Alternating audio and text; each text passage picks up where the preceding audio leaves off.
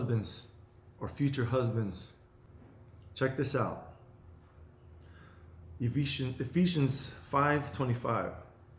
Husbands, love your wives, even as Christ also loved the church and gave himself for it, that he might sanctify and cleanse it with the washing of water by the word, that he might present it to himself a glorious church, not having a spot or wrinkle or any such thing, but that it should be holy and without blemish.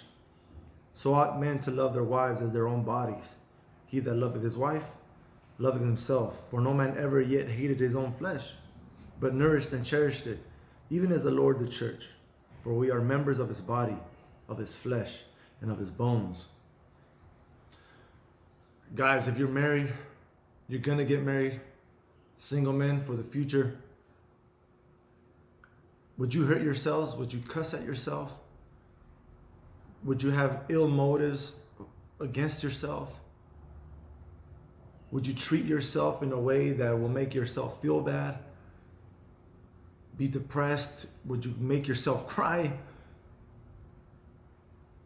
Would you tell yourself lies? Would you trick them? Would you trick yourself? Would you do things without any kind of regard of what those feelings might entail? Of course not. You wouldn't hurt yourself. You love yourself, right? We love ourselves.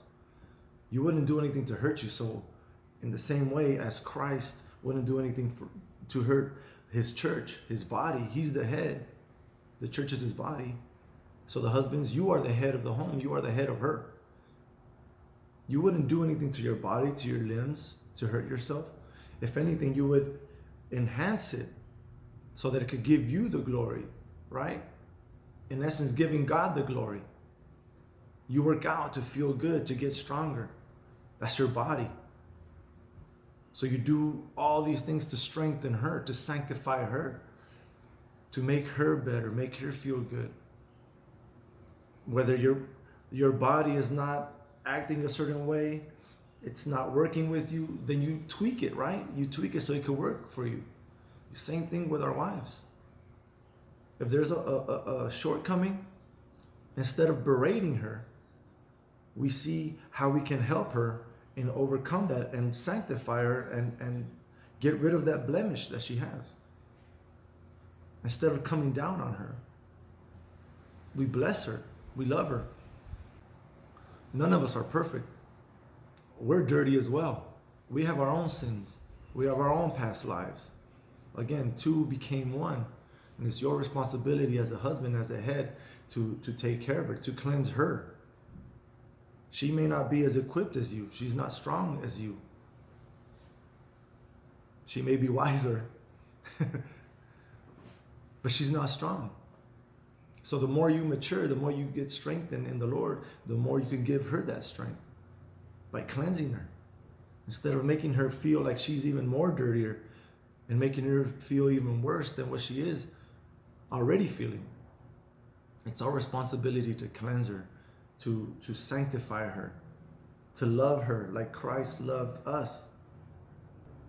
Because that's a representation of you. You take care of your home. That your home represents who you are, represents your leadership. What does your home say about you? What kind of leadership are you having in your home? Are you making it worse by covering up your pride? By busting up your chest and saying, look, I command this house? Like in a chauvinistic way? For the sake of being a man, quote unquote, whatever society calls a man. They're already calling women men, so what does that say? What does God say? What is a man? A man loves his wife, sacrifices his life, gets dirty, gets bloody, takes the brunt of it for the sake of his wife and his home. Sacrifices his life. So instead of being angry with her for the things that she falls short of, look in the mirror. You might be falling short, way shorter than her on that same area. But because you're prideful, you're going to blame her and psychologically project all that onto her just to make yourself feel better. Don't do that. We're here to glorify her. She is us now. She's our rib. She's part of us. We're one flesh now. You wouldn't do anything to hurt yourself, so don't hurt her. Help her. The same thing could be said the other way around. Wives, submit to your husbands. That doesn't mean that you're lower than him, but you know his authority in the home. And even if he's not in the Lord, or even if he's not a good husband, show him who Christ is by your attitude, even though it's in a bad situation, or you're getting cussed out, or you're getting what have you. What did Christ do? Show him love. You get cursed, you bless him. He throws you a rock, you throw him a cupcake. Vice versa too. Husbands, buy some roses, even if you don't do that kind of stuff. Surprise date night. I don't know, or after she cussed you out, take her to the movies, give her some roses with a nice poem. It's the little things. Don't make major things a minor issue, and don't make minor issues a major thing.